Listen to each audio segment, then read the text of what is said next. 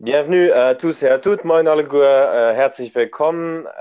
Kurze technische Anmerkung, bevor wir Remarque technique avant de nous lancer dans l'échange d'aujourd'hui. Je vais le faire en anglais. Ce n'est pas une langue officielle de notre échange, mais je pense que vous allez quand même comprendre.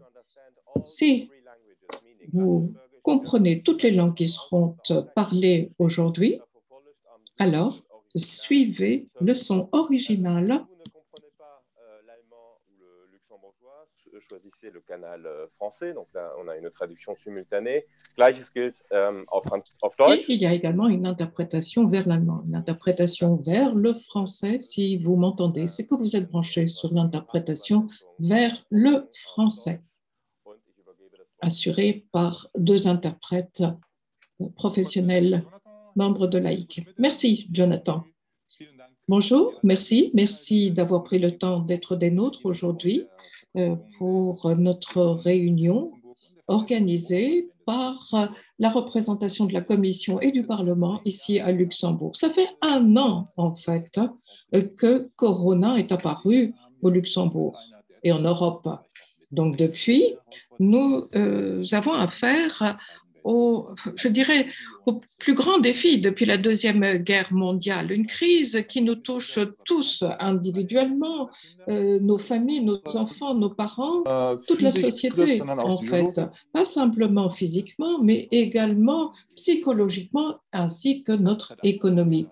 Alors, depuis le début de la crise, le Parlement européen a voulu mettre en place une réponse commune face à ce défi sanitaire, mais également pour faire face à la crise économique. Et surtout lorsque nous avons dépassé la première vague. Nous avons des millions de personnes infectées, beaucoup de morts, et à la fin de l'année dernière, aussi bien pour les défis sanitaires, nous avons les vaccins auxquels on travaillait, mais nous avons dû prévoir cela, des moyens financiers pour nous permettre de sortir de cette crise.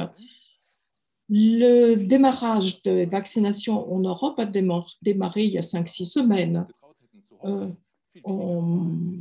C'est moins que ce qu'on avait espéré, mais c'est beaucoup plus que ce que nous avions prévu. Et nous voyons que la population se fatigue de toutes les restrictions. Il y a 15 jours, dans le cadre d'une réunion sur la protection des consommateurs, nous avons déjà abordé cette question. Mais aujourd'hui, avec les participants que vous voyez, nous allons essayer de répondre aux éléments que vous posez à propos de la stratégie de vaccination. Nous avons ainsi parmi nous des experts qui vont répondre à vos questions. La ministre de la Santé, Madame Paulette Lenert, qui a son portefeuille depuis un an, Peter Liese, eurodéputé allemand, PPE-CDU, c'est lui qui coordonne la politique du PPE, Tilly Metz, eurodéputée luxembourgeoise pour les Verts. Nous avons la directrice générale de la DG Santé parmi nous et qui participe aux négociations avec les laboratoires pharmaceutiques, Sandra Galina, et nous avons Michel Pletchet, virologue luxembourgeois de l'Université de Munich, et Jonathan Clochon fait la présentation, la modération, l'animation de ce débat. Vous aurez la possibilité de poser des questions et Jonathan jettera un coup d'œil vers ces questions et les posera à la ronde. Donc, merci d'être des nôtres aujourd'hui et bonne discussion. Merci beaucoup, Christophe Schröder. Je ne pourrais pas faire entrer dans cette discussion toutes les questions, mais rapidement en anglais, si vous souhaitez avoir l'interprétation, elle est prévue vers le français et vers l'allemand. Donc, vous avez au bas de votre écran un globe et vous cliquez sur français ou sur allemand. Et si vous comprenez tout, alors, y compris le luxembourgeois, restez sur l'original.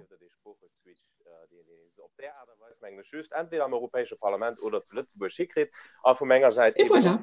Donc, je vous souhaite une chaleureuse bienvenue. Nous allons commencer avec Madame Galina en français. Le temps de vous échanger avec nous. On a environ 10 minutes en bilatéral avec vous. C'est vous qui avez coordonné les négociations pour la Commission européenne concernant l'achat des vaccins. Et je pense que seulement peu de personnes savent que vous étiez aussi la négociatrice en chef du traité de libre-échange avec le Mercosur. Et si vous comparez un peu ces deux tâches que vous aviez et que vous avez, en quoi ces négociations avec le Mercosur étaient plus simples que ces négociations-là pour les vaccins contre le Covid? Belle question. Belle question. C'est la première fois que quelqu'un me la pose. Je trouve qu'elle est une belle question. Alors, venons au thème. D'abord, je suis très honorée d'être ici, invitée avec vous, parce que je pense que c'est moyennant, disons, aussi la vision des personnes qui ont fait quelque chose, que les gens comprennent comment ça s'est passé, parce que nous sommes aussi le témoignage vivant de comment les choses étaient l'année passée. L'année passée, on avait 0 vaccin, donc vous devez vous mettre un peu là où j'étais. Tout le monde disait oui, Covid, bon, grave, oui, bon, mais on va s'en sortir. Ah, un lockdown, oui. On ne savait pas dans quoi on s'embarquait. Je dirais que les sociétés pharmaceutiques dans ça, ils savaient un peu mieux parce que, disons que dans les contrats, il y a des éléments que vous allez comprendre sont dus à cette triple d'incertitude. Donc, premier point, c'est qu'il y a eu une idée qui n'était pas à moi, donc je remercie ceux qui l'ont eu et ils m'ont donné la tâche. Ils ont dit, maintenant, voilà, je te balance ça et tu vas et tu fais. C'était l'idée du portefeuille, c'est-à-dire de ne pas avoir qu'un ou 2 vaccins, mais de faire quelque chose où il y a de toutes les sortes de vaccins parce qu'on ne savait pas lequel aurait été le bon. Et je vous le dis sincèrement, les experts scientifiques ont consulté, on les a consultés beaucoup. On a consulté des groupes nationaux, des groupes européens, de toutes sortes de groupes à niveau de la présidente, à niveau de ma commissaire. C'était très difficile de savoir quel était le vaccin qui allait réussir. Je vais vous dire en plus comme anecdote que j'avais un très bon collègue à la DG Recherche. Je l'appelais de temps en temps, presque journalièrement, et je disais, mais Ferenc, mais quel est le vaccin? Il me disait, bon, écoute, moi je te dis mRNAs, messenger RNAs. Je disais, mais combien de vaccins on a comme ça? Il me disait, aucun. Je disais, mais comment on va acheter des vaccins? Et pourtant, sachez que dans notre portefeuille, il y a bien 3 de ces mRNAs et on est sauvé grâce à ça. On est sauvé grâce à ça. Donc, je vais vous dire par ça que c'était un portefeuille qui était négocié par les États membres et pour les États membres. Donc, on a un steering group où tous y sont assis. Il y a un petit groupe de négociation où il y a des États membres. Donc, sachez que chaque fois que nous, on avait des décisions très difficiles, on revenait vers le steering et on leur expliquait, on disait, écoutez, on peut faire comme ça ou comme ça. Parce qu'il y a eu beaucoup c'est justement par rapport à ça que je vous ai posé la question, parce que la Commission européenne, elle a un mandat très clair par rapport à nos négociations de commerce, de libre-échange. Oui, voilà. Par contre, en ce qui concerne la politique de santé, c'est un peu différent. Et donc, on n'a pas de compétences. Voilà, on n'a pas de compétences. C'est simple que ça. Donc, je vais vous dire que je mettais à ma disposition une capacité, mais moi, je dois dire, il me disait qu'est-ce qu'il préférait. Donc, c'est vraiment, et j'ai bien aimé cette. Est-ce que c'est une manière diplomatique? C'est une manière diplomatique de présenter les choses, de dire voilà ce qu'ils ont préféré. Mais j'ai préféré presque cette situation ici parce que je vais vous dire une chose. Soyons aussi lucides. Quand on parle de compétences exclusives, j'ai eu plus de 20 ans, mais je dirais, je peux remonter même quand je faisais les douanes. Donc, je fais toujours ce que dans le passé, on appelait premier pilier. L'idée de la compétence exclusive, peut-être la mienne n'est pas nécessairement la plus orthodoxe. Moi, je pense qu'elle n'existe pas vraiment. Elle existe dans la loi, mais tu dois te gagner l'appui des États membres parce que ça, nous, à la Commission, on ne peut pas se permettre, même si on a la compétence exclusive, de faire ce qu'on veut. Donc, je vais dire, si un fonctionnaire jamais vit dans cette illusion-là, bah, il ne va jamais réussir. Donc, il faut toujours. Donc, j'avais déjà un peu une tendance à voir les États membres comme les patrons de la chose. Parce qu'au fond, tu fais, la compétence est à toi, mais c'est les États membres après qui bénéficient ou qui doivent payer, que ce soit une concession commerciale, que ce soit un contrat. Donc, si vous voulez, moi, je dois dire que j'étais la plus adaptable de tous les négociateurs parce que je vis déjà dans une vision très, je dirais, très État membre, dans le sens que je comprends, l'Europe, c'est pour moi tout. Vous voyez, le drapeau, tout, mais c'est le drapeau, c'est dans ma tête. Mais j'aime le fait qu'on a cette diversité et ces États membres avec des exigences différentes. Voilà, en parlant des exigences et de cette diversité des États membres, bon, ça peut être, bien sûr, ça a une grande plus-value culturelle et tout ce que vous voulez, bien sûr, mais est-ce que ça ne nous a pas fait perdre un peu de temps, je veux dire, pour prendre le contentieux ou le débat maintenant sur les vaccins de AstraZeneca, le Royaume-Uni, ils ont conclu leurs accords 3 mois avant nous, avant l'Union européenne. Bon, écoute, je vous dis une chose. Quand on parle d'accords, on ne parle pas de contrats. Donc, disons la vérité. Primo, la diversité ne nous a empêché en rien la rapidité. Et je veux dire avec ça que nous, on a choisi une vision solidaire qui n'a pas coûté plus de temps. Ça, non. Ce qui a été très difficile à négocier, mais c'était parce qu'il y avait une décision des États membres qui était très solide. C'était un chapitre qui s'appelle indemnification aux responsabilités. C'est 2 facettes, disons, de la même question. Si tu as un problème, qui paye? Et je dois dire que je suis très fière que nous, on n'a pas touché à la Product Liability Directive. Donc, même dans un cas de pandémie, et je veux dire, les premières disons, le premier pour parler avec... La Liability Directive, ça, il faut que vous expliquiez, excusez-moi. Alors, c'est une directive qui pratiquement, ce n'est pas un règlement, donc c'est une directive qui est appliquée chaque État membre, pour chaque État membre. Donc, disons qu'il y a aussi là des variations nationales, mais c'est, au fond, si tu as un produit, ça peut être n'importe quel produit. Disons que pour la pharmaceutique, on a d'autres spécifications un peu plus poussées, mais n'importe quel produit, s'il y a un pépin, qui paye? Si, par exemple, je ne sais pas, les mixeurs explosent dans ta maison, comment donc, ce type de liability-là, pour nous, était vital. Et il y a une facette encore plus cachée de la product liability qui est que nous, en Europe, on n'a pas d'arbitrage. Donc, je vais vous dire la vérité, les maisons pharmaceutiques, elles sont très habituées aux États-Unis et au Royaume-Uni à faire des arbitrages. C'est-à-dire, tu prends quelqu'un, on te paye. Non, non, non. Nous, on voulait des juges. Nous, on va aller en justice nous-mêmes comme commission et chaque citoyen, pour des problèmes, il va pouvoir aller en justice. Et ça, c'était très dur. Et c'est la raison pour laquelle on a mis plus de temps. Dans les vaccins, je ne veux pas de responsabilité. Non. Alors, raison pour laquelle on a mis plus de temps pour… c'est là. La raison, je vous le dis, c'est là. Et je dois dire que moi, j'ai des contrats. Et les contrats, ça veut dire que vous avez une responsabilité pour le contrat, une responsabilité pour le produit. Vous avez des clauses de termination clauses. Donc, je vais dire, petit à petit, j'espère qu'avec les sociétés, on va pouvoir le publier parce que là, c'est notre frustration comme commission qu'on doit publier ensemble à la société parce que c'est un droit, je dirais, on n'est pas encore dans une société où la propriété privée, on dit au revoir, on met, donc on doit nécessairement demander la permission et je pense que les sociétés vont trouver plus convenable de publier parce que si tu ne publies pas, bon, et les autres ont publié, je pense que les gens font Madame Gallina, si je vous coupe, ce n'est pas pour être mal poli, mais je sais que vous devez nous quitter. Je sais que vous devez nous quitter bientôt. Et j'ai encore quelques questions pour nous. Alors, dites-moi d'abord, combien de minutes est-ce que vous pouvez encore nous attribuer? Si, tout à fait. Allez, on y va. Okay, alors, vous êtes prioritaire. Peut-être une question là aussi sur l'achat de vaccins et après on quitte ce chapitre, en tout cas avec vous. Est-ce que l'Union européenne, parce que justement elle se fait aussi beaucoup critiquer à cause de ça, n'a pas été assez audacieuse dans l'achat des vaccins? Vous parliez avant des vaccins mRNA, donc de Moderna, BioNTech, Pfizer, etc. Est-ce qu'on aurait dû oser plus? Alors, selon moi, je crois pas. Alors, mais je ne vais pas faire une défense obtuse.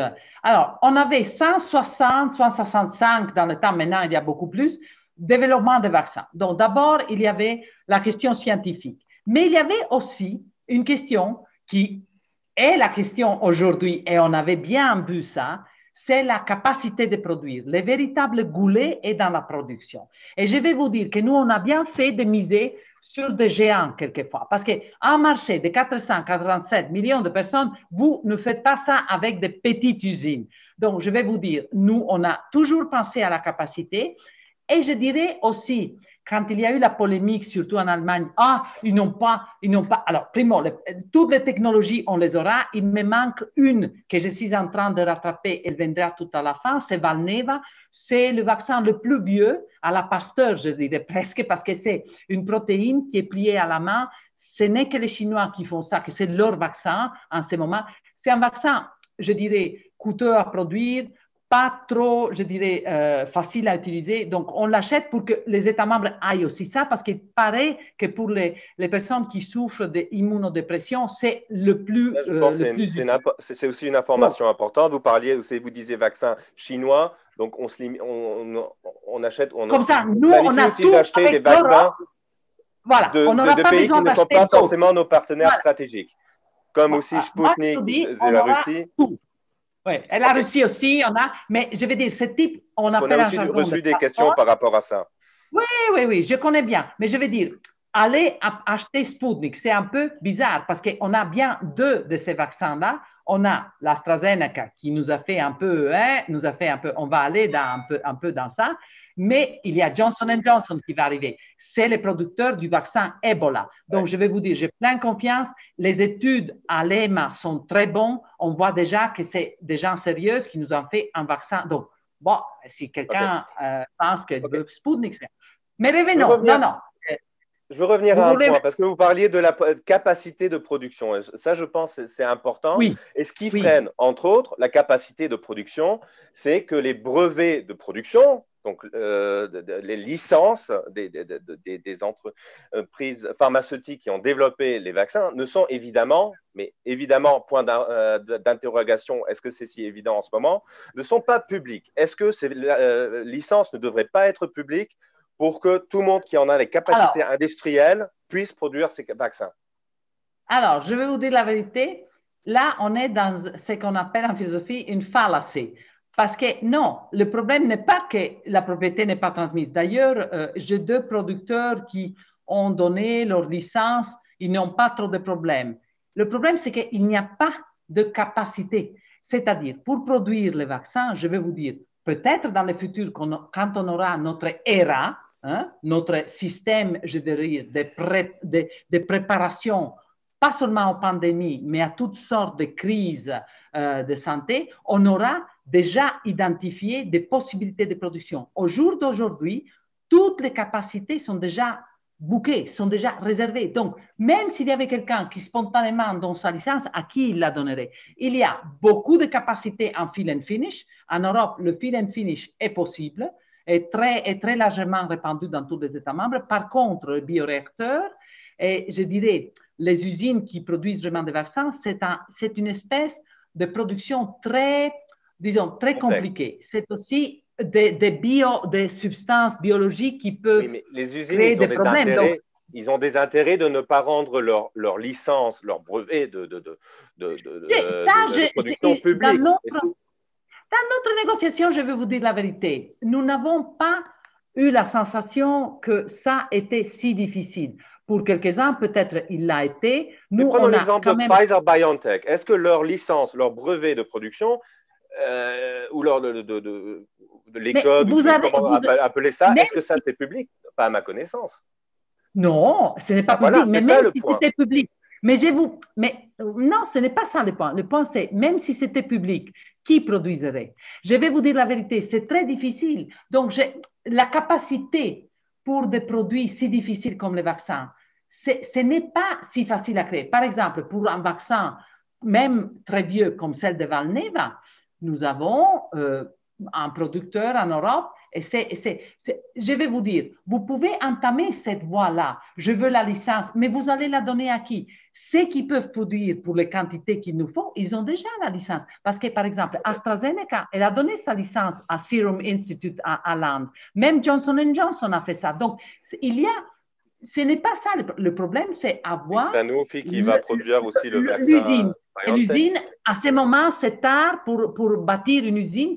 Donc, nous, on a, pour BioNTech Pfizer, je vais vous dire, on a eu la volonté de qu'ils passent leur truc, mais on a vraiment constaté que le problème, c'est qu'en ce moment, dans le futur, ça n'empêche que ça peut devenir quelque chose de valable, mais dans le futur, on aura les vaccins. Vous comprenez? On est dans une situation très spécifique. Il n'y avait pas de vaccin.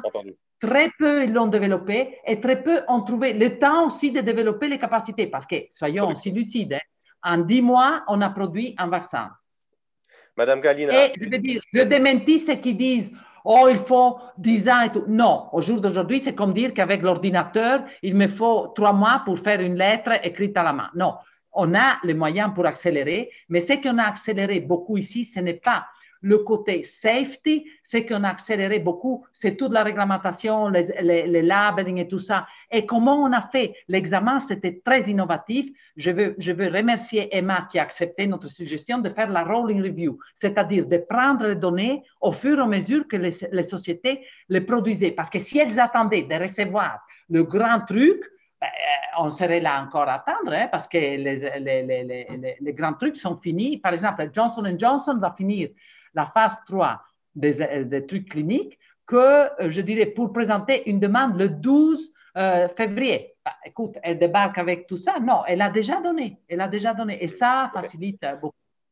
Mais évidemment, il faut aussi une volonté de risquer. Parce que, je vous dirais, là, c'est la chose qui ne se voit pas. On ne savait pas s'ils allaient réussir. Et je reviens à un principe. Même s'il y avait un État très grand, même s'il y avait un État très riche, il n'aurait pas eu le bonheur de s'acheter à risque 3 mRNAs. Nous, on l'a fait parce qu'on est grand, on a dit, bon, c'est l'argent qu'on a mis en commun, on va faire ça. Mais d'acheter 3 produits complètement risqués, ça n'aurait été pas possible pour aucun. Je veux ajouter ça parce que sinon, on ne comprend pas la logique du portefeuille. Alors, encore. Dernière question pour conclure que je voudrais vous poser. On m'a dit que vous n'aviez que 10 minutes le temps jusqu'à 12h45. Donc, j'apprécie déjà que vous êtes encore parmi nous là, maintenant. Non, mais c'est vrai parce que c'est une réunion interne, donc je l'ai fait un peu attendre. Dites-moi. C'est très gentil. Dernière question. Alors, les États-Unis, ils possèdent un centre de recherche de vaccins, le Vaccine Research Center, ce qui est une division interne. Excusez-moi, il faut que je lis ça parce que je ne connaissais pas ça par cœur. Une division interne de l'Institut national d'allergie et de maladies infectieuses dirigée par le fameux docteur Antonio Fauci. L'Union européenne ne possède pas ce genre de centre. Il est Non, il est temps, il est long, le temps est passé, la pandémie est arrivée et on n'avait pas ça. On a réussi à tenir bon avec des moyens qui étaient, disons, je dis toujours le royaume de la docrie, mais on a réussi avec la détermination des États membres de se donner des vaccins, de se donner un bon portefeuille, de se donner aussi tout dans la démocratie la plus absolue. Parce que je vais vous dire, nous, on a fait en sorte de ne pas couper les règles. Je sais qu'il manque cette transparence des contrats, mais je vais vous dire, on est accountable de tout. On n'a pas pris de l'argent dans le ministère de la Défense et on a acheté sans que personne ne voit. Et quand les gens me disent, ah, mais eux, ils ont dépensé 10 milliards. Là, je fais référence à un manque de la transparence de contrat, ça vous l'avez déjà évoqué, mais moi, je fais référence à un manque de la structure. D'anticipation. Oui, je viens à ça. Et donc, pour répondre à ça, je vais vous dire, c'est ça qui a déclenché toute une réflexion en interne pour arriver avec cette agence qu'on appellera ERA. Pour l'instant, on parle d'autorité. Donc, appellera, donc ça c'est le futur, on n'est pas dans le conditionnel, on l'aura cette agence en Europe. Mais je vais vous dire que l'expérience des vaccins nous a appris que c'est fondamental d'avoir une capacité de faire horizon scanning des pathogènes qui arrivent, parce que les pathogènes arrivent et les gens qui sont suffisamment dans la recherche le savent, mais ça ne suffit pas.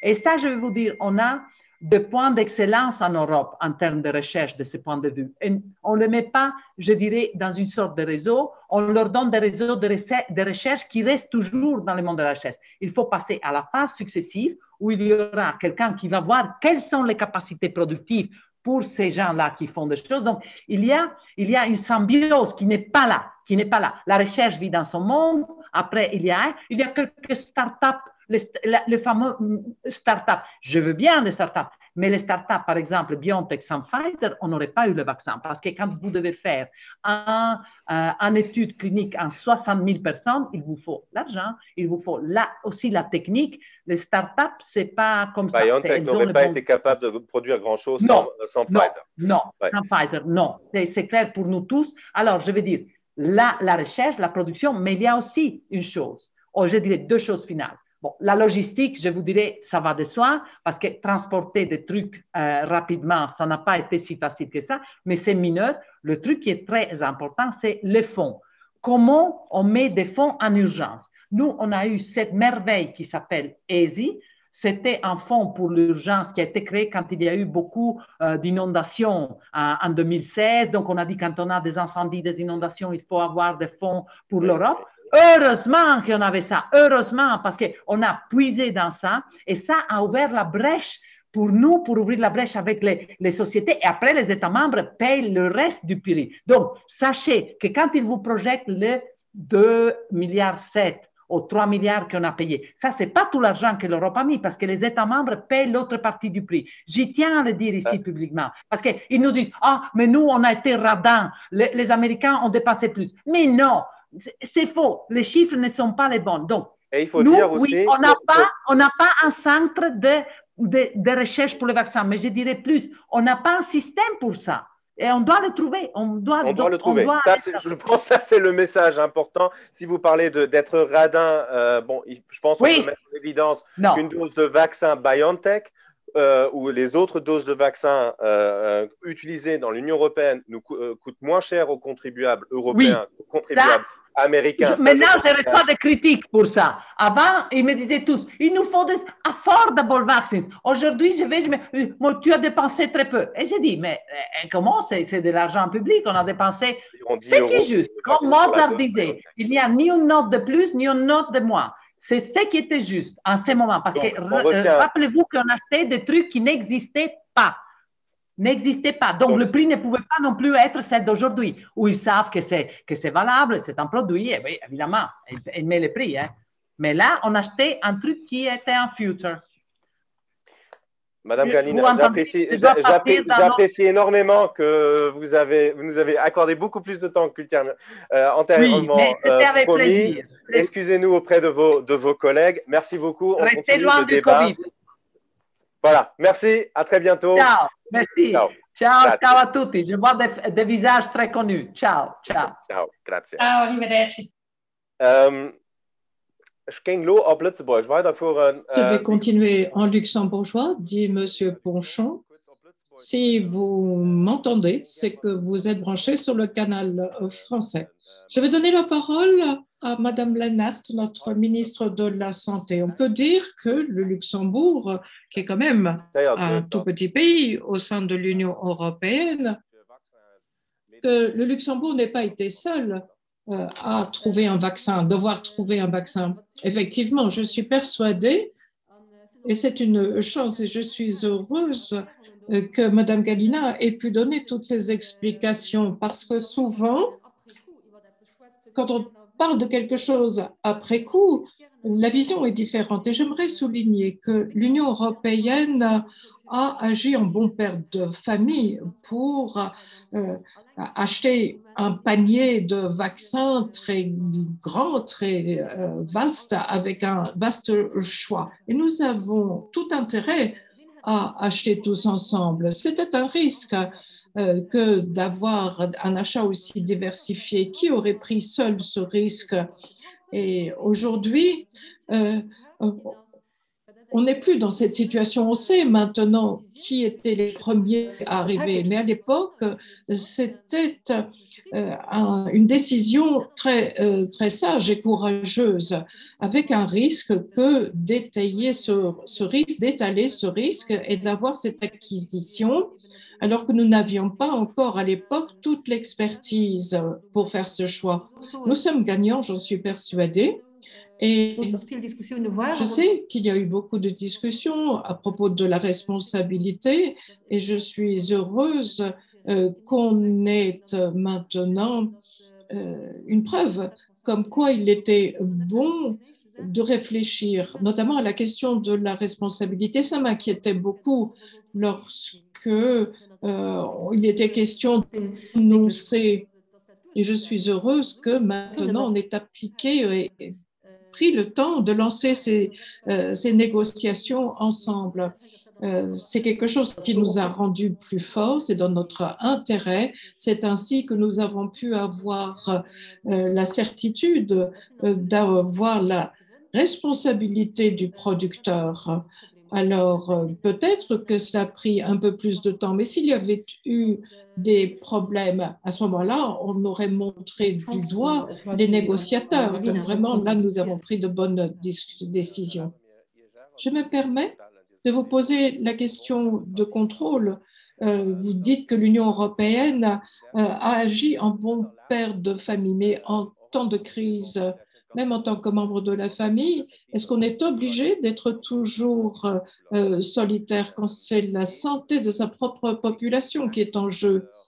Alors, un petit acteur qui ressort ici dans l'achat de vaccins, c'est Israël. Oh, nous sommes plus petits qu'Israël, c'est sûr, mais nous faisons partie des pays riches, surtout par rapport à notre taille. Alors, est-ce qu'il n'aurait pas été bon que le Luxembourg dise, tant pis, on paye plus, mais au moins notre population sera vaccinée plus rapidement. Nous ferons comme Israël et nous allons partager toutes nos données avec les chercheurs de l'industrie pharmaceutique, comme le fait Israël. Vous n'avez jamais pensé à cela? Non, à l'époque des achats, on n'y a pas pensé.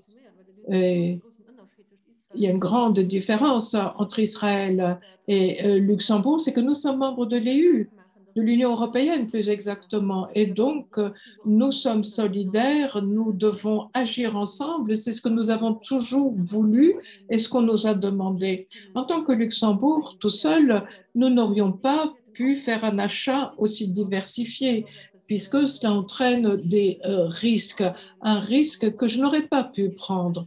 Et en tant que bon père de famille, cela veut dire tirer le meilleur parti d'une situation. Et le volume d'achat nous a permis d'acheter des produits peut-être plus à risque parce qu'ils n'existaient pas du tout encore. C'était osé. Et ce risque-là, l'individu, c'est-à-dire le pays tout seul, n'aurait pas pu le prendre. En plus, bien entendu, ce que l'on tend à oublier, c'est que nous nous sommes engagés contractuellement à ne pas négocier parallèlement. Et chaque État membre honore cela. Nous n'allions pas faire cavalier seul, et ça, c'était un élément de notre accord. Et il est évident qu'il faut respecter ces contrats. Et je ne peux pas m'imaginer qu'on puisse avoir agi en parallèle. Nous avons tout à l'heure parlé de la stratégie luxembourgeoise et j'aimerais donner la parole à Monsieur Pletchett, notre expert de l'Université de Munich. D'une part, vous connaissez la situation au Luxembourg, mais d'autre part, vous connaissez bien la réalité allemande en raison de votre profession. Vous participez à la phase de recherche, la phase 3 à Munich. Comme vous l'avez expliqué, il y a des tests qui sont effectués là-bas. On ne va pas entrer dans le détail. Mais j'aimerais revenir sur le dernier point abordé par Madame la ministre. Pouvez-vous confirmer? Tous les pays européens ont fait preuve de solidarité. Personne n'a joué le rôle de cavalier seul. Est-ce que vous, en tant qu'épidémiologiste qui avez suivi la situation, vous pouvez confirmer cela, cette présentation de la situation? Réponse. Oui, merci, Monsieur Panchon. Bon, moi j'ai mon point de vue sur certains points qui ont déjà été abordés. Alors, ce vaccin est-il tellement nouveau? C'est important de bien comprendre. Il y a des recherches sur les vaccins mRNA depuis les années 90. Nous avons fait des essais cliniques, contre la rage il y a quelques années. Les vaccins contre la rage sont extrêmement chers à produire et pas toujours faciles à supporter. Donc, en tout cas, il y a tout de même toute une recherche qui se fait en termes de mRNA. Et oui, moi, je pensais notamment CureVac. Et donc, il y a également une coopération entre universités, entre centres de recherche. Donc, moi, bon, c'est vrai qu'il y a quelques éléments qui se sont produits, des retards notamment, mais nous avons tout de même eu beaucoup de chance que quelque chose ait été rapidement mis en place. Mais pour en revenir à votre question, est-ce que tout s'est passé comme ça a été présenté? Oui, en tout cas, oui, les choses se sont plutôt bien passées, mais malgré tout, on sait que le gouvernement français a essayé de négocier de manière séparée, le gouvernement allemand aussi, et peut-être qu'il y a une tentative de conclure des contrats entre le gouvernement allemand et des laboratoires. Alors, bon, la position de la Commission est la stabiliser le tout. En tout cas, je viens de lire dans la presse, dans le Spiegel, que l'Allemagne va acheter le nouveau médicament Regeneron. Et c'est une dose qui revient cher, 2000 € la dose. C'est le médicament avec lequel le président Trump a été traité. Bon, peut-être qu'il n'était pas tellement malade et qu'il n'aurait pas eu besoin.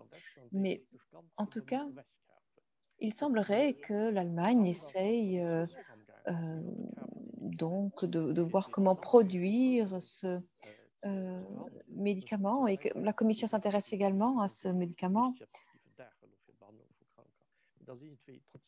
En tout cas, en lisant la presse, c'est vrai qu'on a l'impression qu'il y a une certaine panique et oui, tout le monde est d'accord pour parler de solidarité, mais parfois c'est tout de même un peu chancelant. Monsieur Lise, je me tourne vers vous. Tout d'abord, je vais vous présenter. Depuis 25 ans, vous êtes eurodéputé. Vous avez préparé une petite présentation. Nous allons y revenir dans un instant. Donc, depuis 25 ans, vous êtes eurodéputé.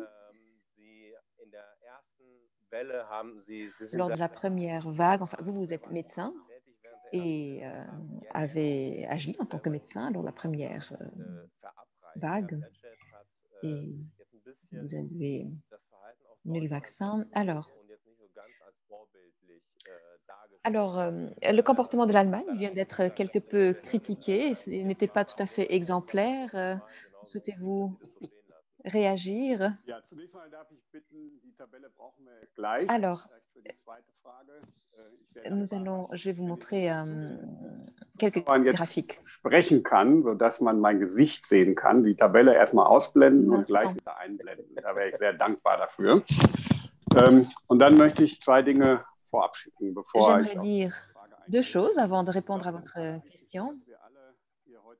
Je pense que la chose la plus importante à dire, et je pense que nous serons tous d'accord, c'est que beaucoup de personnes sont en colère, impatients, veulent avoir le vaccin le plus rapidement possible, de la manière la plus sûre possible, mais le virus ne s'intéresse pas à qui a la faute, à qui est cloué sur le pilori. Non, le virus réagit à chaque fois que nous nous rencontrons, à chaque fois que nous sommes trop proches les uns des autres. Et c'est la raison pour laquelle il est important d'organiser cet événement en ligne, justement de ne pas se réunir physiquement. Et c'est important dans d'autres domaines de la vie aussi. Personnellement, je pense que l'on ne peut pas ouvrir les restaurants et les bars maintenant parce qu'il y a de nouvelles variantes qui sont en circulation et qui sont dangereuses. Et si nous perdons maintenant du temps à s'accuser les uns les autres, nous n'avancerons pas. Le modérateur, oui, quand vous parlez des mutations, il s'avère que le vaccin utilisé au Royaume-Uni, entre autres AstraZeneca, a eu un taux d'efficacité très élevé au Royaume-Uni, mais assez faible en Afrique du Sud. Donc, de l'ordre de 89% au Royaume-Uni et de moins de 50% en Afrique du Sud. Alors, comment donc intégrer cela dans les réflexions? Oui, vous venez de citer ce pourcentage. C'est le vaccin de Novavax, en fait. La troisième phase vient d'être clôturée. J'ai discuté il y a quelques jours avec ce laboratoire. Eux sont plutôt satisfaits des négociations avec la Commission et ne veulent pas, surtout pas des négociations individuelles avec chaque pays. En Allemagne, nous allons recevoir ce vaccin au deuxième trimestre. Maintenant, pour répondre à la question de M. Pletschnet, je pense qu'il faut faire attention maintenant. Il ne faut maintenant pas porter des accusations sur la base d'informations partielles. Alors, c'est vrai que dans les médias allemands, le doigt est pointé vers la France, mais pour ce qui est de l'Allemagne et du vaccin de BioNTech, c'est un peu plus compliqué. Je vais essayer de l'expliquer. En été, et j'ai beaucoup de respect, monsieur le professeur, quand vous dites qu'en été, il était clair que le vaccin mRNA serait efficace. Mais beaucoup de scientifiques m'ont dit, avant la fin de la phase 3, on ne pourra pas dire que le vaccin fonctionnera parce qu'il n'y avait pas encore d'autorisation. Et dans certains pays d'Europe, il y avait un certain scepticisme par rapport à ce vaccin de BioNTech. Donc, il y a cette réfrigération qui doit être garantie. Et puis, à l'époque, chacun pensait que AstraZeneca serait produit plus rapidement, que c'était plus facile, il ne fallait pas le garder ou le stocker dans les mêmes conditions que l'autre. Et nous avons dépensé plus de 10 milliards d'euros. Je tiens à rectifier cela. Donc, il y a eu les avant-contrats. L'Union européenne a dépensé 2,7 milliards d'euros. Donc, la comparaison qui avait été faite tout à l'heure est erronée.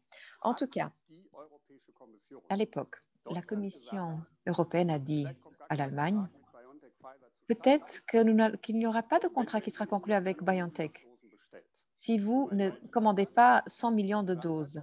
Parce que l'Allemagne a dit, nous faisons confiance à ce vaccin, nous ne voulons pas qu'il soit retiré du panier. Et donc, l'Allemagne a fait une commande en novembre. Lorsqu'il est apparu que c'était le premier qui arriverait sur le marché, d'autres pays se sont dit, nous voulons également notre part en tenant compte de notre population. Et puis, l'Allemagne s'est dit, mais qu'en est-il des 100 millions que j'avais prévus? Et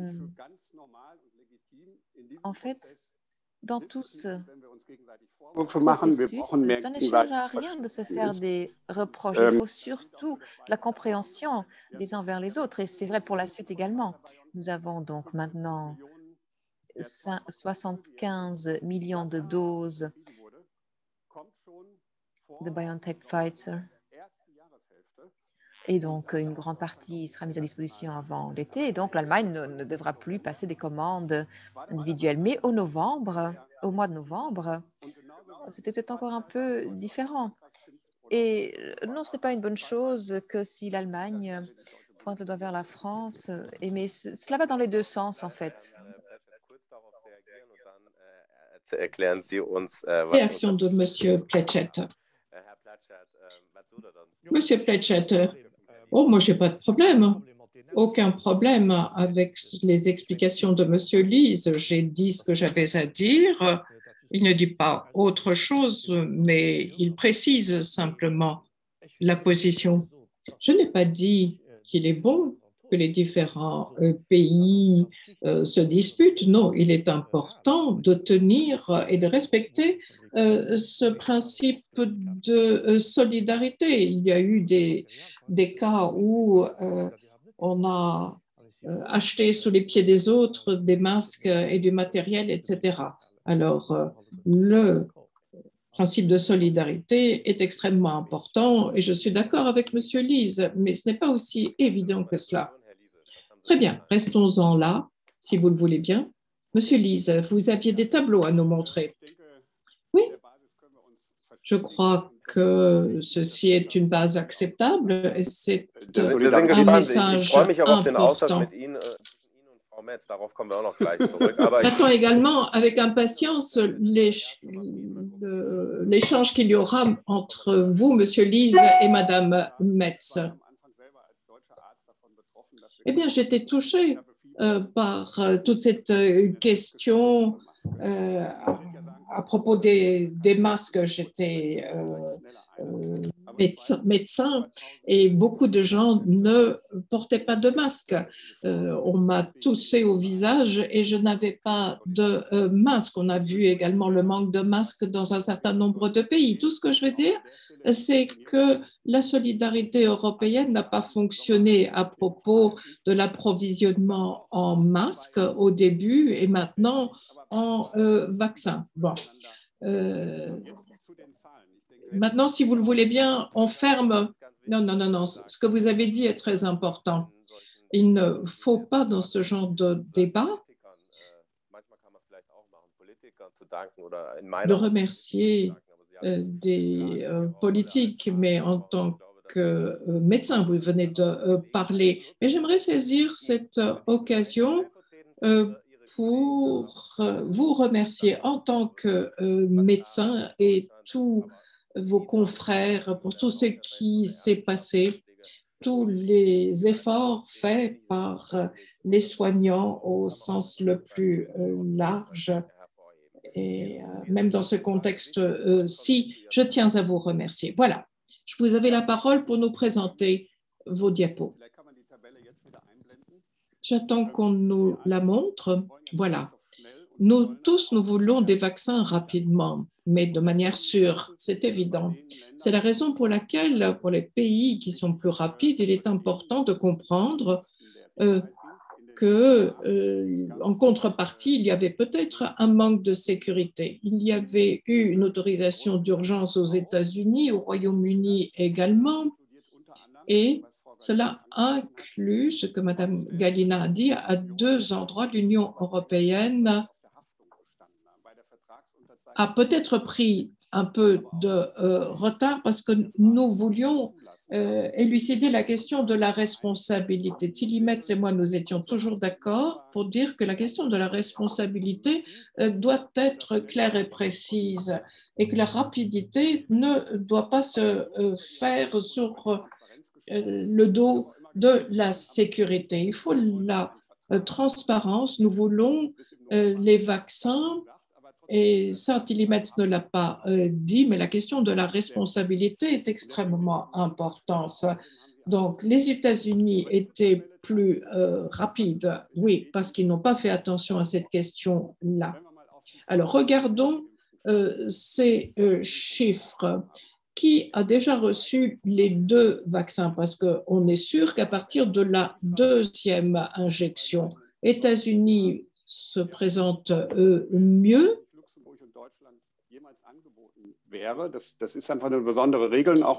Il y a des règles précises, notamment pour ce qui est de l'échange de données. Donc, pas de comparaison avec Israël. Monsieur Ponchon, vous êtes un bon journaliste. Mais pour l'instant, c'est moi qui pose les questions. Est-ce que vous auriez signé l'accord signé par Madame Galliena, notamment pour ce qui est de la responsabilité? Eh bien, aujourd'hui, c'est moi qui pose des questions et c'est tout. Très bien. Donc, vous posez les questions. Personne n'est prêt à dire j'aurais accepté les contrats sans élucider la question de la responsabilité. Les Israéliens qui ont négocié ont dit que cela n'aurait pas été possible pour un autre pays. Ça, il faut le savoir dans nos discussions. Mais regardez dans ce tableau, quand on voit la deuxième diapo, BioNTech, Pfizer, faut un deuxième injection. Le Royaume-Uni ne vaccine qu'une seule fois et attend 3 mois avant la deuxième vaccination. L'Australie, le Japon et la Nouvelle-Zélande ont à peine ou n'ont même pas du tout commencé. Donc, l'Union européenne est juste au milieu. J'aimerais qu'on fasse des progrès. Je lutte tous les jours pour que nous ayons davantage de vaccins, mais il faut arrêter de faire penser à nos populations, à nos citoyens, que l'Union européenne fait mal son travail. Au Canada, par exemple, c'est frappant. Utilise également le vaccin Pfizer-BioNTech, mais du fait de la rareté du vaccin et l'interdiction des exportations, ils n'arrivent pas à en obtenir davantage. Donc, je comprends la frustration des gens, mais je ne comprends pas les journalistes et les politiques de l'opposition qui ne disent pas toute la vérité. Merci. Merci pour ce tableau. Avant de donner la parole à votre collègue eurodéputé, j'aimerais revenir sur votre hypothèse. En fait, c'est une citation que j'aimerais vous lire. Je m'adresse aux gauches et aux verts qui ont toujours été opposés aux négociations de la Commission, notamment Michel Rivasi, Thierry Metz, Jutta Paulus. Vous avez aujourd'hui la possibilité de vous excuser et de féliciter la Commission. Je pensais que vous posiez la question à Madame Metz. Non, mais vous avez dit cela le 12 novembre 2020. Le problème, nous n'avons pas commencé les discussions au mois de novembre et les députés verts n'ont jamais félicité la Commission, n'ont jamais dit c'est bon que vous parliez de responsabilité. Non, alors que nous voulons cela, nous voulons transparence, précision et responsabilité. Mais nous voulons aussi le vaccin. Et si on n'avait pas donné l'argent à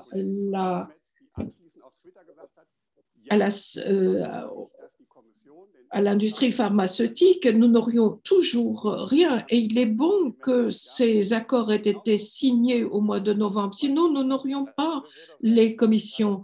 Nous n'aurions toujours pas, les vaccins. Donc, j'aimerais que Mme Metz le reconnaisse. Mais elle l'a dit, elle s'est excusée. Vous voulez qu'elle s'excuse encore? Et moi, je ne vois pas pourquoi je présenterai des excuses, mais je ne fais que citer l'eurodéputé, votre collègue. Non, non, déjà à l'époque, ce qui est très clair, c'est que les Verts, je le répète, tout comme Madame Paulus, nous avons félicité dès le début, nous étions favorables à ce que la Commission se lance dans les achats de vaccins et de négociations. Nous avons toujours été favorables à l'utilisation de fonds européens. Et si M. Lise trouvait quelque chose que j'aurais dit et qui serait le contraire, à ce moment-là qu'il me le montre, parce que notre position était toujours celle-là. Si nous voulons, j'ajoute, que les gens aient confiance et veuillent bien se vacciner, à ce moment-là, il nous faut la transparence. Sinon, les gens ne vont pas se faire vacciner. Ça, nous le demandons dès le mois de juillet, lorsque l'on a commencé. Et même si le tout est une success story, nous avons tous réussi à avoir ces contrats avec 6 industries pharmaceutiques. Madame Lehnert l'a dit, nous avons misé sur 6 chevaux, si on peut dire, au lieu d'un seul, et avons des options sur d'autres donc, qui produisent pour l'Union européenne. Cette stratégie était la bonne. Ce qui me manque, c'est le manque de transparence, ce qui entraîne le scepticisme parmi les citoyens. Cela nous nuit et nuit à la stratégie de vaccination. Et puis, ce que je regrette également, c'est qu'on n'a pas misé suffisamment sur le concept de la solidarité mondiale, notamment pour que l'on n'ait pas couché sur papier les brevets et la mondialisation de ces brevets. Je reviens sur la transparence. Madame Gallina a dit qu'elle est favorable à la transparence. La Commission est d'accord. Si les entreprises comme CureVac l'a fait, vous l'avez vu dans le contrat, la Commission ne s'oppose pas à la publication des brevets, mais l'industrie pharmaceutique, ce ne sont pas des institutions publiques, mais privées. Et elles ont le droit de dire ce sont des contrats, c'est confidentiel et nous ne voulons pas le rendre public.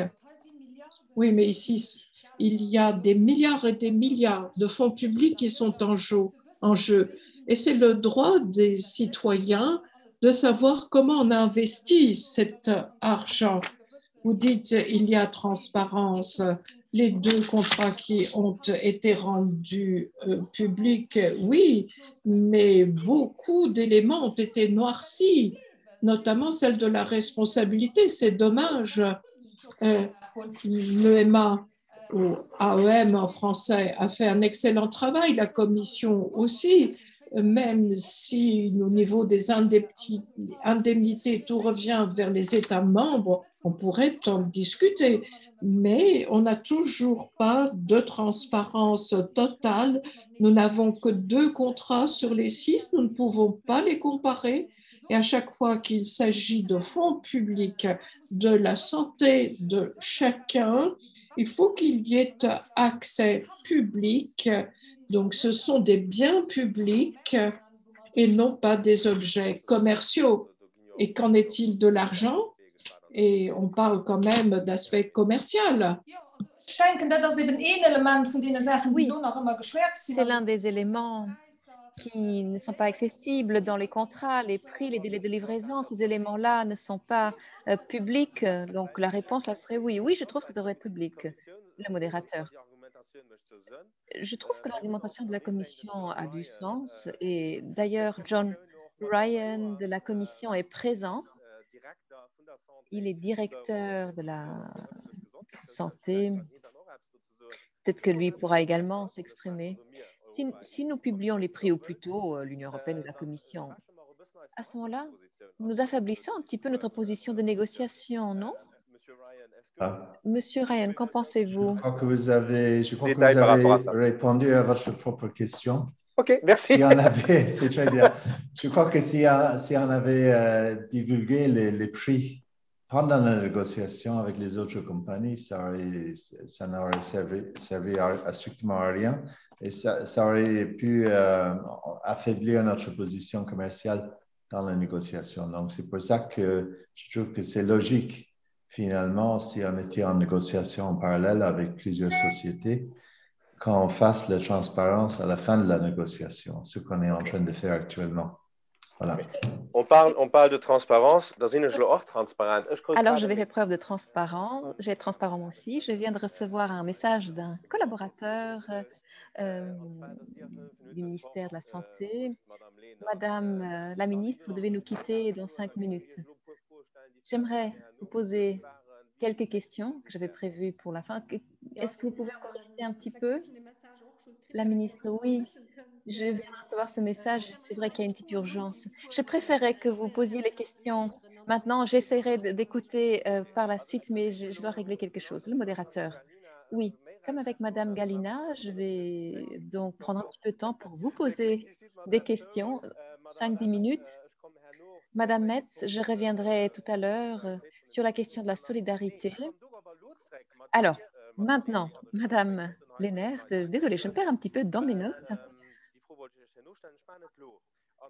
Je vous pose la question maintenant.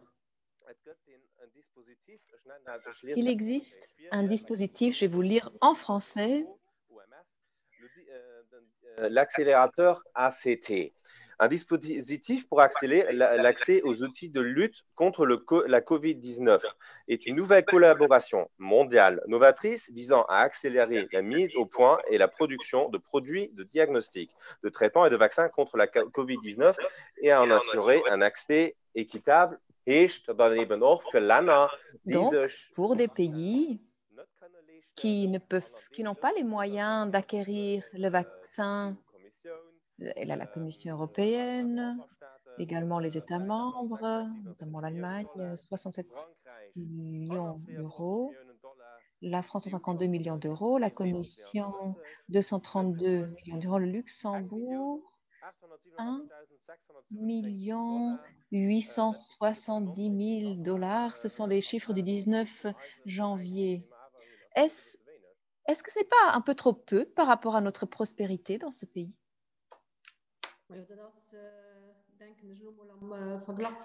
Réponse. Alors, si l'on tient compte de notre montant de l'aide au développement, c'est un montant tout de même considérable.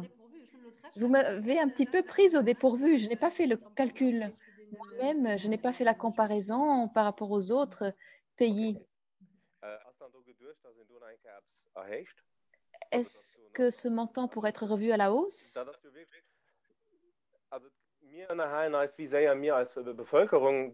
Alors, nous voulons vacciner rapidement la population. Des pays en Afrique, parmi les plus pauvres, n'ont reçu que 25 vaccins, pas 25 000, pas 25 millions, mais n'ont reçu que 25 doses de vaccins.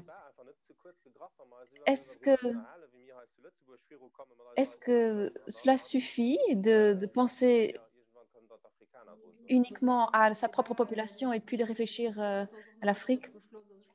La réponse, eh bien, tout cela n'est pas encore clôturé. Nous avons également pris l'engagement de donner des vaccins éventuellement en nature. Donc, il y a certainement encore des possibilités qui existent. Nous savons que, oui, nos pays partenaires ne se portent pas bien et oui, dans le domaine de la coopération, le ministre compétent essaye de faire tout ce qui est possible pour que nous puissions, nous aussi, venir en aide. Le modérateur, beaucoup de questions nous ont été posées et s'adressent à vous. Je vais commencer par une question de Madame Astrid Lulling, ancienne eurodéputée. Il s'agit de la stratégie de vaccination et de la hiérarchie des priorités établie par le ministère de la Santé. Peut-être que vous pourrez nous expliquer pourquoi cet ordre-ci. Qui sont encore chez eux sont vaccinés plus tard que les personnes dans des maisons de retraite ou de soins. Est-ce que cette discrimination est inévitable? Une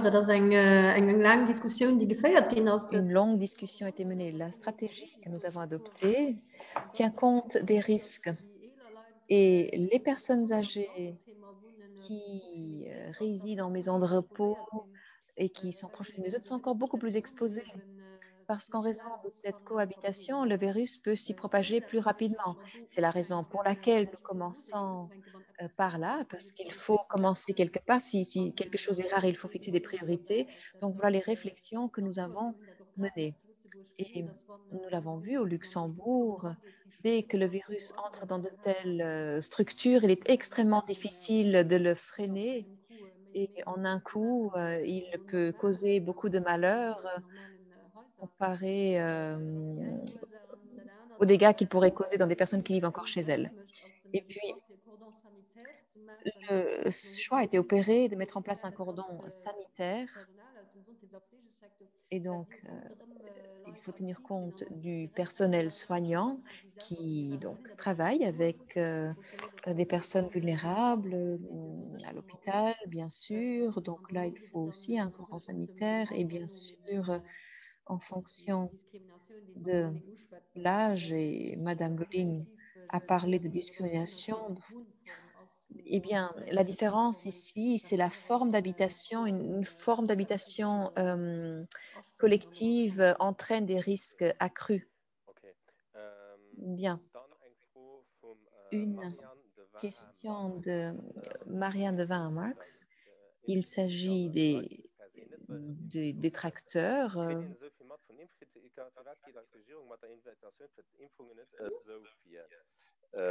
Alors, il y a beaucoup de critiques qui sont émises à l'encontre de la vaccination. Et en fait, quelles sont les possibilités pour ceux qui ne veulent pas se faire vacciner? En fait, nous sommes d'avis que le choix doit être libre. Et en tant que société, il est dans notre intérêt de ne pas imposer des décisions. Cette pandémie, elle dure depuis longtemps, elle commence à polariser la société et je pense que si maintenant l'on imposait la vaccination, ça ne ferait que contribuer à la polarisation. Non, il faut plutôt proposer des espaces pour que les gens puissent poser leurs questions et obtenir des réponses et pour qu'ils puissent faire leur choix par conviction. Donc, c'est important de rester solidaire pour avancer. En tout cas, ce virus ne fait pas de la politique, il ne fait que chercher le prochain hôte. Et donc, nous, en tant que société, oui, nous devons avancer ensemble vers un sens. Et en tout cas, je ne pense pas que ce soit une solution que de commencer à imposer la vaccination. Voilà, maintenant, je viens de recevoir un message de Monsieur Lise. Alors, il est 13h40. Dans 5 minutes, vous devrez nous quitter, Monsieur Lise. Alors, encore quelques minutes. J'aimerais encore poser une question à Madame Lennert et j'aimerais également écouter votre point de vue, Monsieur Lise.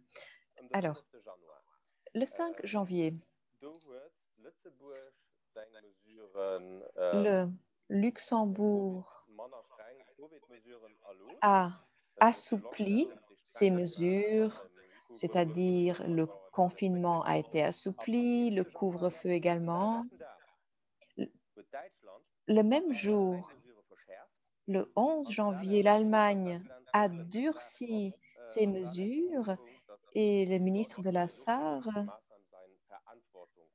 a déclaré que les mesures luxembourgeoises étaient irresponsables. Cette crise dure depuis un an.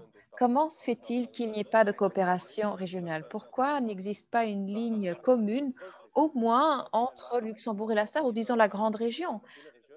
Alors, les régions avec lesquelles nous sommes en contact, des régions d'où viennent des frontaliers qui viennent travailler chez nous, notamment dans le secteur des soins. Vous posez deux questions.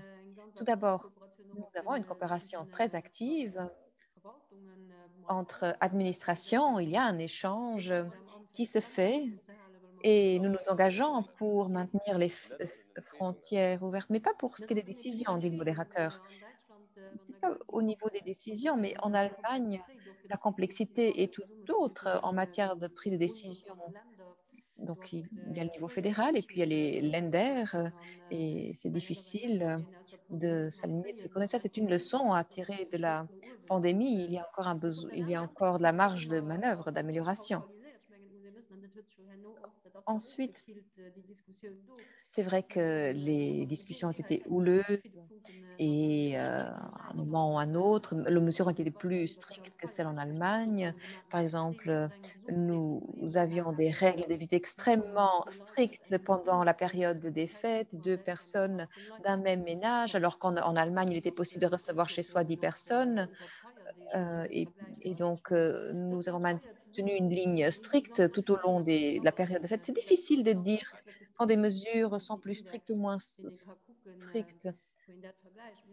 Difficile de faire des comparaisons. Et nous avons imposé le masque dans les magasins très rapidement, des règles strictes pour ce qui est la pratique du sport. Et quand il y a eu des échanges, c'est vrai que les décisions sont prises à court terme. Il y a beaucoup de discussions en interne et, et, et en quelques heures,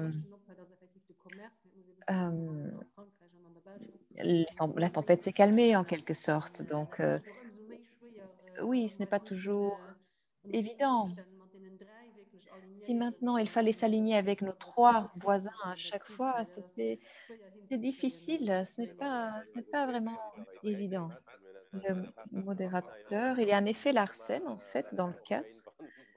Quand on parle de solidarité, ce serait quand même merveilleux s'il y avait un tout petit peu plus d'unité dans ce genre de mesures, surtout si les frontières restent ouvertes. En tout cas, à l'heure actuelle, nos mesures sont moins strictes que celles en Allemagne.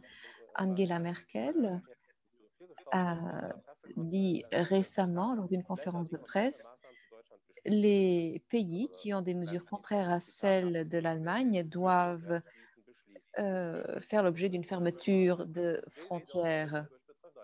Est-ce que nous sommes concernés, Monsieur Luxembourg? Réponse de la ministre. Chaque pays a ses spécificités.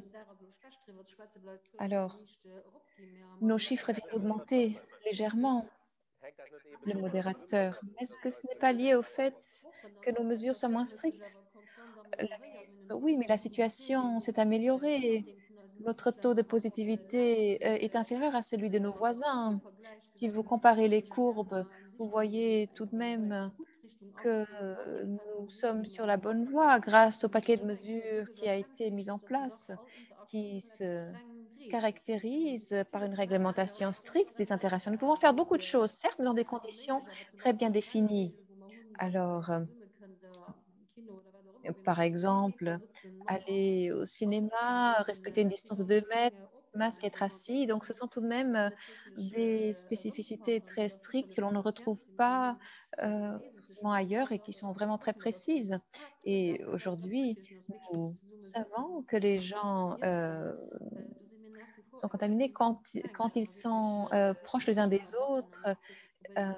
Et donc, nous essayons vraiment de faire passer ce message. La contamination se fait quand on voit ses amis, quand on voit sa famille dans le cadre privé. Le modérateur, merci pour votre présence et je vais donner la parole à Monsieur Lise. En Allemagne, on parle du taux de positivité de 50 et le contact tracing est très important. Est-ce qu'il y a une raison pourquoi nous ne pouvons pas fixer un but et dire nous allons ouvrir davantage? C'est une valeur relative, ça dépend du nombre de tests. Nous sommes le seul pays à faire toujours le large scale sur toute la population et nous avons des positifs qui sont asymptomatiques et qui l'apprennent par le large scale. Le fait est que le Luxembourg fait 2-3 fois plus de tests pour la population et donc forcément on trouve davantage de positifs et on le voit dès que les chiffres baissent un petit peu, les gens vont moins se faire tester. Donc les 50 ne veulent rien dire tout seuls. le taux de positivité est important, oui, mais ce qu'il faut voir également, c'est le nombre de lits occupés dans les hôpitaux. C'est un indicateur qui sont très importants. En phase 4, nous avions un grand nombre de lits occupés et ça, c'est très important, beaucoup plus que les nouvelles infections, parce que c'est tributaire du nombre de tests. Plus on va chercher, surtout avec un virus où les gens peuvent être asymptomatiques, ça nous donne une image tout à fait différente. Donc, le simple taux de positivité de l'incidence, c'est bien sympa, mais cela ne donne pas une idée suffisamment précise. Merci, Madame Lennert, d'avoir pris tout ce temps pour nous permettre cet échange. Monsieur Lise, que pensez-vous des mesures prises au Luxembourg? Êtes-vous au courant de la réalité Covid ici au Grand-Duché? Vous ne la connaissez peut-être pas tellement, mais un petit pays européen qui prend d'autres mesures que ses voisins. Pourtant, il y a sans cesse du passage aux frontières avec tous nos frontaliers. Alors, que pensez-vous de tout cela? Eh bien, d'abord, permettez-moi de vous apprendre que je dois bientôt quitter cette réunion. Pascal Canfin, le président de la commission environnement, m'a demandé de présider une réunion avec le Portugal qui a la présidence du Conseil actuellement. Donc, je vais devoir très rapidement vous quitter. Je réponds rapidement. Oui, je connais la situation au Luxembourg, mais je ne sais pas très bien jusqu'où je dois aller parce que je ne connais pas tous les détails. Suite à cette discussion, donc, Frank Engel, chef du groupe CSV ou des chrétiens sociaux, bon, il m'a appelé, mais je ne connais pas tous les détails. Madame la ministre, le nombre des lits en soins intensifs ne nous disent que ce qui a été mal fait il y a 3 semaines. Les gens sont en soins intensifs parce qu'ils ont été infectés il y a 3 semaines. On fait un test il y a 2 semaines. Et une fois qu'ils sont à l'hôpital, c'est trop tard. C'est trop tard parce qu'ils sont déjà malades. Donc, si on veut éviter qu'ils deviennent malades, il faut intervenir plus tôt. J'ai parlé du Portugal. Le Portugal pensait encore il y a quelques semaines avoir tout maîtrisé. Et puis est arrivée cette mutation du Royaume-Uni, mais surtout du Brésil. Donc, ne regardez que ces chiffres-là. Non, on est en retard parce qu'à ce moment-là, les gens meurent et on peut l'éviter, d'après moi. Tobias Hans et Frank Engel, dans leur critique, ont raison. J'ai vérifié le taux d'incidence, le taux de positivité des 15 derniers jours est de 295 pour l'Allemagne, ça c'est une semaine, mais d'après les chiffres allemands, ce serait 150. C'est beaucoup trop important pour lever le pied. Alors peut-être qu'il faut demander à nouveau à devenir plus strict. Et je suis d'accord avec Madame Merkel qui nous dit qu'il faut être plus strict entre voisins, notamment. Je sais que ce n'est pas populaire comme décision, notamment avec l'ORECA, mais il faudra parce que si nous n'empêchons pas la mutation, le mutant brésilien à être freiné, nous aurons un gros problème parce qu'il y a également des deuxièmes infections qui se passent. J'aurais aimé entendre notre ministre, mais nous le comprenons, elle a dû partir.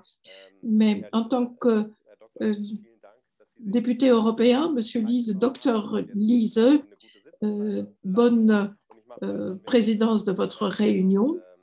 Et merci d'avoir pris le temps d'être des nôtres. Je continue avec Madame. Ah, moi aussi, vous allez m'excuser auprès de cette réunion de commission parce que j'en fais partie également. J'aimerais votre réaction, Madame Metz et Monsieur Pletchett également. Vous êtes députée européenne des Verts et non pas de la majorité de 31 qui doit soutenir des mesures de la coalition. Donc, vous suivez la politique de la coalition.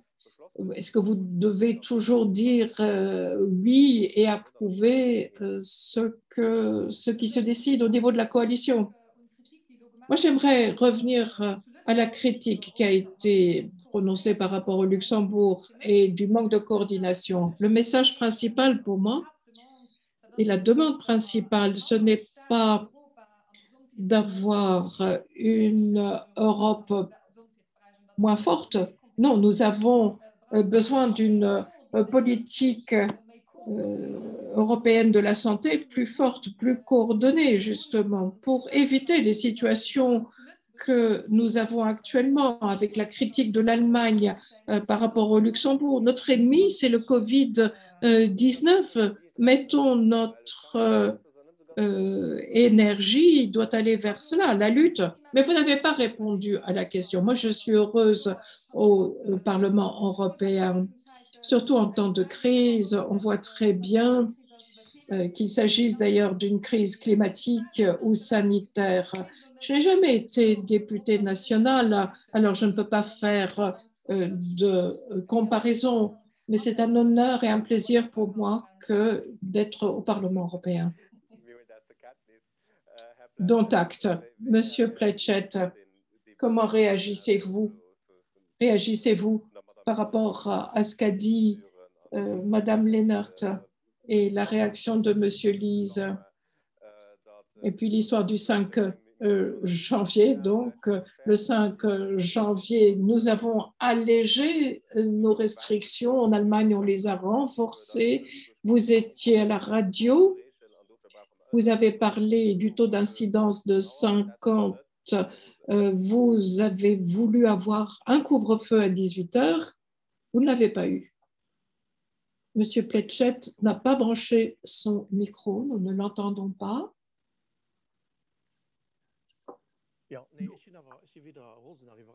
Non, je ne suis ni surpris ni en colère. Je suis impatient et parfois déprimé quand je vois que les mesures nécessaires ne sont pas prises en Europe. Alors, toutes les mesures qui sont appliquées depuis des mois, on les applique, on les lève. La seule stratégie en Europe, c'est de tomber d'une mesure dans une autre, d'un couvre-feu à un autre. C'est une stratégie qui ne marche pas. Nous avons en gros un décès de plus par jour au Luxembourg. C'est irresponsable de penser que la solution va se trouver comme ça, va nous tomber dessus. C'est irresponsable. Il est évident que les mesures européennes doivent être synchronisées, surtout qu'il y a la libre circulation des citoyens. Nous savons que 60 à 70% des personnes infectées sont asymptomatiques. Alors, comment se protéger? La seule chose qui puisse aider en Europe, c'est une stratégie zéro couvre-feu, zéro confinement, pardon. À Madrid, par exemple, on a fait une réaction qui a apporté une réaction très forte, un confinement total pour toute la population de Madrid, et au bout de quelques semaines, il y a eu une nette amélioration. C'est cela qu'il faudrait. Et c'est ce qu'on a vu également avec Israël, bien entendu. on a fait une autre évaluation dans la mesure que 60% de la population en Israël a reçu une dose, mais les plus de 60% sont beaucoup plus protégés. Alors, quand on ajoute le confinement et le vaccin, on arrive à un taux extrêmement bas. Nous avons les réponses, mais il faut tout faire en même temps, pas l'un après l'autre. Il est inacceptable de se dire qu'on aura encore 5 ans à vivre avec ce virus. Dans des pays comme le Vietnam, etc., il y a 48 morts seulement. Il y a des moyens que l'on peut appliquer. Nous sommes faibles, nous n'avons pas les instruments. Oui, mais là-bas, tout comme en Chine, on n'a pas la même définition ni de l'état de droit, ni de la démocratie. On peut peut-être comparer cela plutôt avec la Nouvelle-Zélande ou l'Australie, qui sont des îles. Mais notre système démocratique, en fait, nous rend la vie plus difficile. Non, arrêtons avec ce genre de discussion. Non, le problème du Vietnam n'est pas le fait qu'il n'y ait qu'un seul parti, qu'ils ont simplement utilisé d'autres instruments. Je ne parle plus de la Chine parce qu'on dit à chaque fois de cette situation là-bas. Non, l'Australie et la Nouvelle-Zélande sont des démocraties. Bien sûr, les mesures ont porté à controverse. Est-ce que c'est acceptable, etc. Mais l'Australie, d'ailleurs, est en meilleure posture que la Nouvelle-Zélande. Nous aussi, on aurait pu agir plus rapidement. Par exemple, les interdictions de vol, c'est le cas pour l'Allemagne qui interdit les avions d'un certain nombre de pays. Mais avec les variantes qui vont arriver et qui arrivent déjà, qui sont plus infectieuses et où les vaccins ne sont pas forcément actifs, alors si nous ne faisons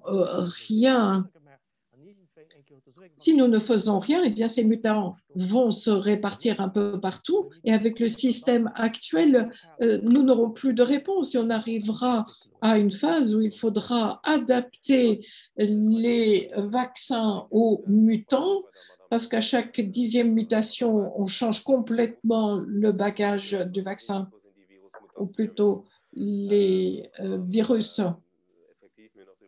Oui, on a parlé des mutations, on a parlé du variant sud-africain et brésilien, mais d'une part, il y a la transparence, on en a déjà parlé, mais vous avez parlé de solidarité avec les pays en développement, Madame Metz.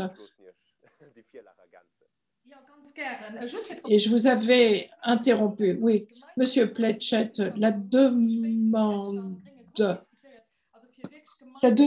des scientifiques, nous en avons discuté au sein du groupe des Verts, pas plus tard que hier. Mais pour revenir à votre question pertinente, pourquoi la solidarité?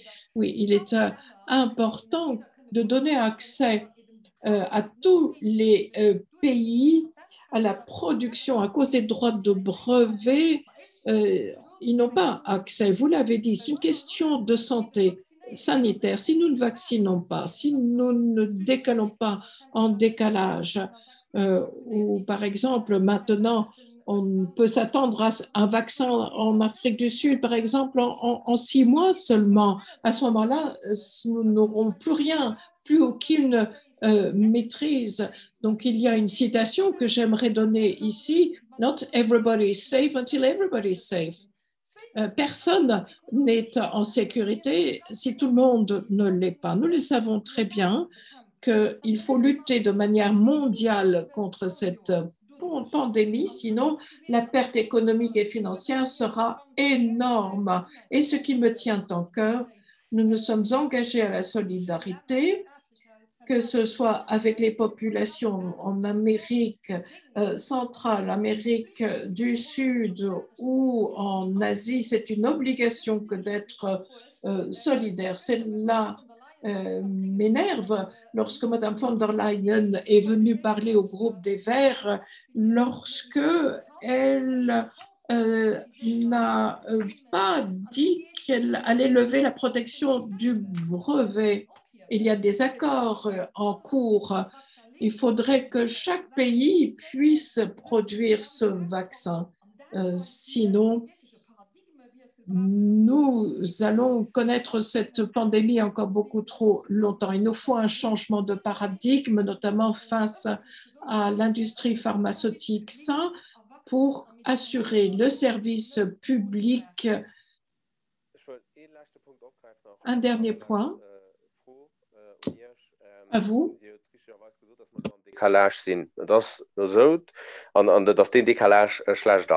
Nous sommes en décalage, vous l'avez dit, c'est une mauvaise chose, mais nombreux sont ceux au Luxembourg et en Union européenne où on attend le vaccin. Il y a une hiérarchisation de la stratégie de vaccination, oui, mais dans notre population également, il faut dire, vous et moi, par exemple, nous ne faisons pas partie de la phase 1 ou 2 ou 3. Il nous faudra attendre 6 mois ou 1 an de plus pour être vaccinés parce que nous devons être solidaires avec d'autres parties du monde. Est-ce que c'est un message que vous voyez transmettre? Mais nous avons commandé suffisamment de doses, 2,3 milliards pour l'Union européenne. Oui, mais alors, donc, on vaccine l'Union européenne et après, on vaccine les pauvres. Non, ça, c'est la mauvaise stratégie. Donc, quoi? Nous allons devoir attendre un an de plus. Non, vous établissez un lien qui n'est pas correct. Non, il faut lever les droits de propriété pour que le vaccin puisse être produit ailleurs et qu'en parallèle, les pays puissent avoir les moyens de se procurer le vaccin. 95% des vaccins sont pré-réservés pour les pays riches. Si nous levions les brevets, à ce moment-là, d'autres pays pourraient produire eux-mêmes. Vous, Madame Gallina, a parlé du frein de la production. Oui, bien sûr, mais si le vaccin coûte 5 ou 12 euros, c'est accessible ici. Je suis sûre que la Commission a bien négocié, mais le prix n'est toujours pas public. Contrairement à ce qu'a dit Monsieur Ryan, c'est noirci dans les contrats, mais on aurait la possibilité à ce moment-là de l'acheter s'il peut être produit ailleurs. Il ne s'agit pas simplement du droit à la propriété intellectuelle qui ferait que nous devrions renoncer. Merci, Madame Metz. Merci pour le temps que vous avez donné pour permettre cet échange. Vous devez vous rendre dans cette réunion de commission présidée par M. Lee. Je m'adresse à M. Pletchett. Pour ce qui est des droits de propriété, de licence, est-ce que c'est une question de temps? Oui, je pense. Moi, je suis plutôt optimiste. Bon, je peux vous le dire. En fait, déjà, il y a des licences volontaires entre AstraZeneca et le Brésil, l'Inde, un certain nombre de laboratoires et une usine en Afrique du Sud qui dépend de GlaxoSmithKline et en Argentine également. Donc, il y a déjà des licences qui ont été données pour de toutes petites sommes et ces pays sont en train d'accélérer leur production. En Inde, on vaccine déjà avec ces licences. Alors, est-ce que d'autres laboratoires vont suivre? Est-ce que la technologie est transférable? Oui, je dirais. C'est une question qui peut être résolue en quelques semaines parce que nous sommes trop sous pression. La question qui se pose maintenant ici, c'est est-ce qu'on va acheter le vaccin russe ou le vaccin chinois? Bon, toutes les données qui ont été publiées, il faut quand même partir du principe que c'est un travail scientifique qui a été fait et qu'on peut avoir confiance. Mais l'EMA va étudier cela. Mais en fait, c'est comme ça qu'il faudra résoudre le problème au niveau mondial. L'UNICEF a lancé un appel à proposition et on peut voir tous les vaccins et l'industrie a promis de livrer des centaines de millions de doses. C'est le cas pour 25 millions pour la Guinée-Conakry.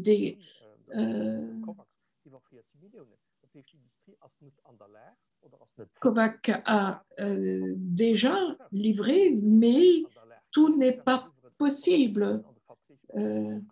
Déjà maintenant, Biotech disait livrer 100 millions mensuellement, et pourtant ce n'est pas le cas. Donc on a du retard et le contrôle public de cette industrie est trop faible. Donc non seulement nous avons développé ou financé le développement et la recherche à hauteur de plusieurs milliards, mais également une partie de la production. Et maintenant, il y a des retards. C'est la raison pour laquelle la stratégie de vaccination a tellement de retard et il y a trop d'Européens qui meurent à cause de cela parce que le contrôle public est insuffisant et il faudra le renforcer. Je regarde ma montre, je dois vous interrompre. Eh bien, encore une phrase, je ne comprends pas que Euratom ait réussi à contrôler tout ce qui est nucléaire, mais qu'on n'ait pas pu faire la même chose au niveau de la pharmacie, des produits pharmaceutiques. Merci. Dont acte. Madame Gallina avait annoncé qu'il y aurait un changement ici et la Commission ayant le droit d'initiative, je pense que nous serons entre de bonnes mains. Monsieur Koppelberg de la Commission, je vais vous donner le mot de la fin. Merci à vous tous, merci aux interprètes.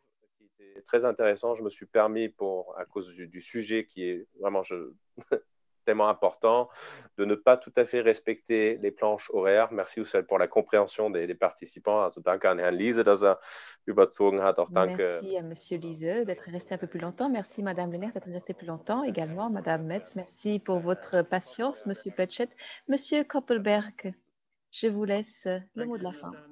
Merci Jonathan. Moi aussi, je tiens à remercier tous les conférenciers, tous les participants. C'était un échange très intéressant. Beaucoup de sujets ont été abordés, y compris des points controversés. C'est une bonne chose. Il faut faire beaucoup plus, y compris au niveau européen. Et en même temps, j'entends tout de même un même son de cloche. La manière dont l'Europe a géré la pandémie est une réussite quand chacun agit, quand tout le monde agit ensemble, le Parlement, la Commission. Et maintenant, nous disposons de vaccins et n'oublions pas non plus de remercier les médecins, le personnel soignant. Et nous devons continuer à faire preuve de prudence, nous tous. Et nous avons tous un rôle à jouer. Je pense que nous devons tous nous protéger nous-mêmes et protéger les autres également en portant un masque. Alors, Si vous souhaitez nous envoyer un mail, vous allez recevoir un courrier avec un masque et qui parlera des réussites en termes de solidarité européenne. Sur ce, je remercie tous les participants. Merci Madame la ministre, merci Monsieur le député, Madame la députée, Monsieur Pletchett, merci également à Madame Galina et à Monsieur Ryan de la Commission européenne. Merci infiniment pour votre intérêt et restez en bonne santé. Gerne.